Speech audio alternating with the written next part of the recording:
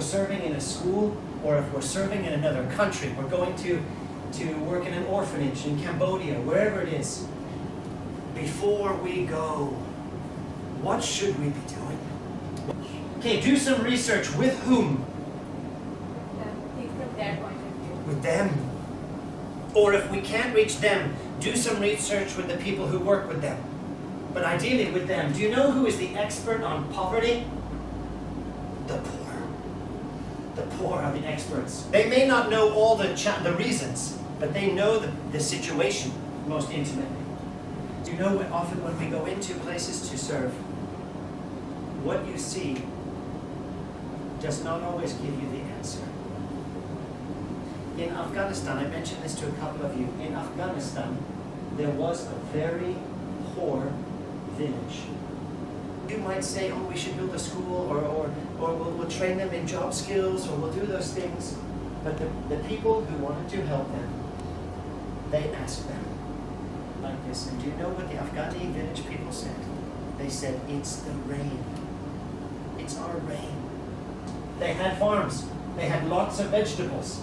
But they couldn't go to the market because the road they couldn't drive. The sheriff said, okay. And they didn't build a road.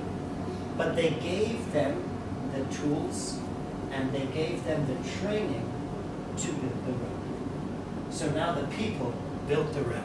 The rain came, they still could sell their stuff. Now they have ongoing money.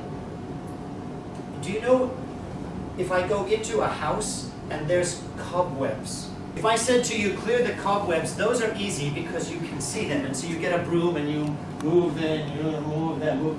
But if you want to get rid of the cobwebs, the thing that's harder is to find, where is the spider? Where's the spider? And when we go to serve people, we need to make sure we are not just looking at the cobwebs, but we're looking for the spider.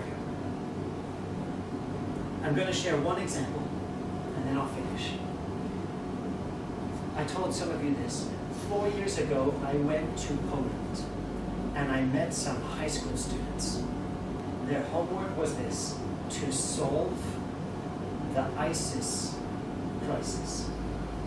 But these students went and they were researching Syria, researching Iraq, and before ISIS, they studied Rwanda.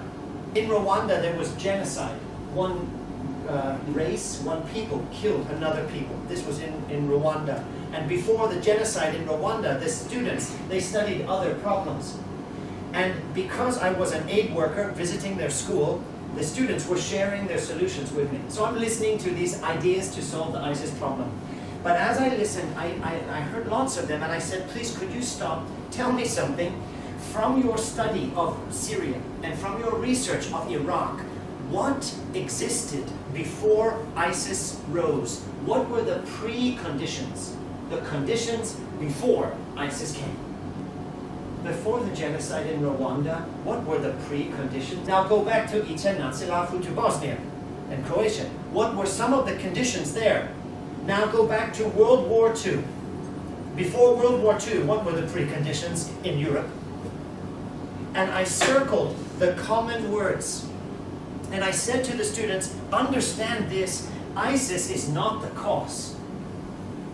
ISIS is not the cause of the problems. ISIS is like a tree. And the soil was there, and ISIS grew in this soil of preconditions that were not solved. That this is the war. This is the real war. The war you see, the bullets, those things, those are the cobwebs. They've come. But this is the war. And if you and I are alive and we want to change this world, we need to look for spiders. We need to look for causes. And then we need to say, and what is my part? Do you know ISIS? It's amazing. A friend of ours in Jordan saw some Syrian children in 7-Eleven, the equivalent of 7-Eleven. And she said, Habibi, the two children, Habibi, why are you not going to school? Why should I go to school? My brother has a BA in engineering, and he can't work. Why should I go to school? And at least ISIS pays me. And these 13-year-old children were paid by ISIS. Do you know how much money a month? $500 US. But ladies and gentlemen, if you are going into business, how do we use business to fight in the preconditions? So we go into Jordan and we create jobs so that the refugees, they don't need to go to ISIS. They can go to better solutions.